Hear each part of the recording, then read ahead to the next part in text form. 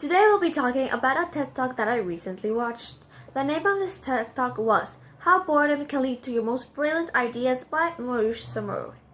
The main focus of this TED Talk was to make us become aware of how much we use our technological devices like our phones, computers, etc. Its focus was also to show us how our brain actually works when we're using technology and when we are essentially bored. Summer first comes to describe how her life changed in June 2007, specifically by two events: the birth of her child and the invention of the iPhone. The invention of the iPhone was something that changed a lot of lives for people.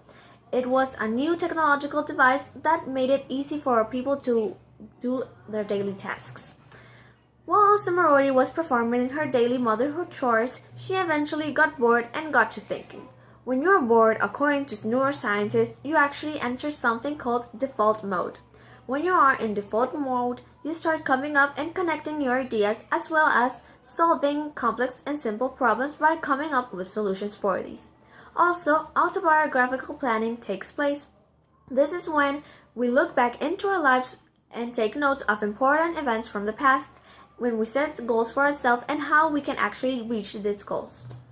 It really is amazing how our brain works when we think it's actually not working, just like it works when we are sleeping. Unfortunately, nowadays, our brains revolve around the use of technology. But according to a neuroscientist, what we're actually doing when we are using our technological devices, we're just shifting our attention, just like we do when we are switching tasks. When we think we're multitasking, we're not actually. When you're doing more than 4 or 5 tasks, what your brain is doing, it is using more nutrients that we have in our brain, and it is changing task from tasks. We're never actually multitasking. And this eventually will be bad for our brains since it's using more nutrients than it actually can provide. A decade ago, at work, people used to switch their attentions around every 30 minutes. Nowadays, in present day, people switch their attention approximately every 45 seconds. The average person checks their email 74 times a day and switches tasks on a computer 566 times a day. So, Summer became alarmed by all the statistics given. So, she came up with her group with a project named Bored and Brilliant, the lost art of spacing out. This project consisted in challenging its users to reduce the amount of time they spent on their phones.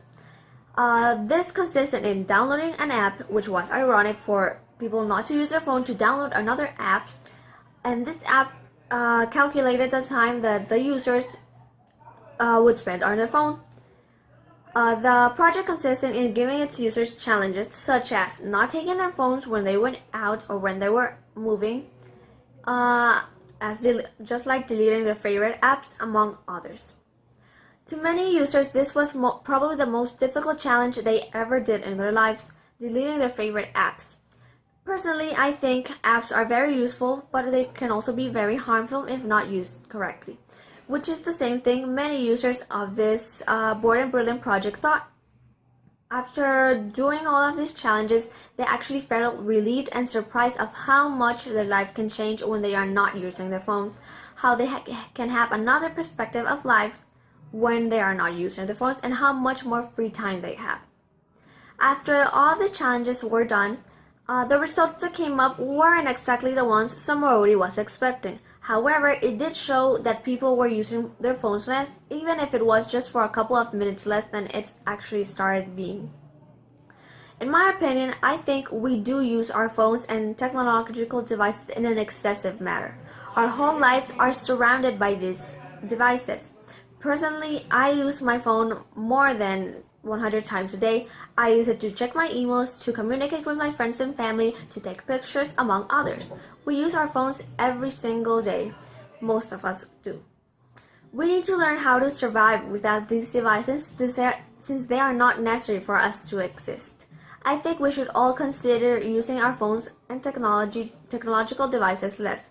It will be hard at first, but little by little our goal can be achieved, which is not dependent on technology. Technology hasn't always been here. We can survive without the use of our phones. People have done it before, and so can we.